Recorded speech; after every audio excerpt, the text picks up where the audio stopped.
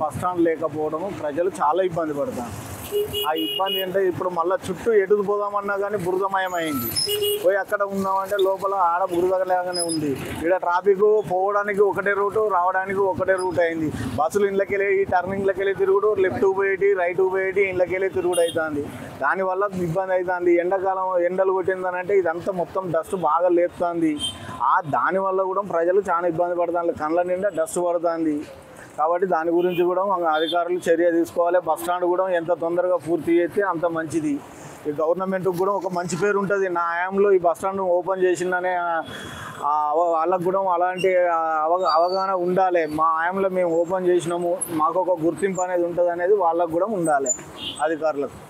ప్రయాణికులు ఇబ్బంది పడతాను. ఇక ప్రయాణికులు అని అంటే ఇప్పుడు ఏడ బురదున్నా కానీ బురదలకి వెళ్ళిపోకనైతే తప్పలేదు ప్రయాణికుడు. ఇప్పుడు గమ్యం చేరుకోవాలి ప్రయాణికుడు గమ్యం చేరుకోవాలి. కాబట్టి అక్కడ బురదున్నా మట్టి ఉన్నా ఏదున్నా నీళ్ళున్నా అందులోకెళ్ళి దాటిపోక తప్పలేదు. బస్టాండ్ రేకులు మొత్తం కూలిపోయి అలా పడడం జరుగుతుంది. బస్టాండ్ వాటర్ కూడా బాగా పడుతున్నాయి.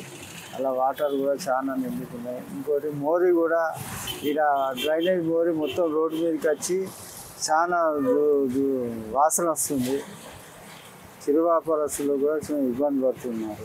తెలుగులో ఫాస్టెస్ట్ న్యూస్ ఇప్పుడు కొత్త అవతారంలో 5 సెకండ్లోనే పూర్తి వార్తా సమాచారం మీ చేతిలో.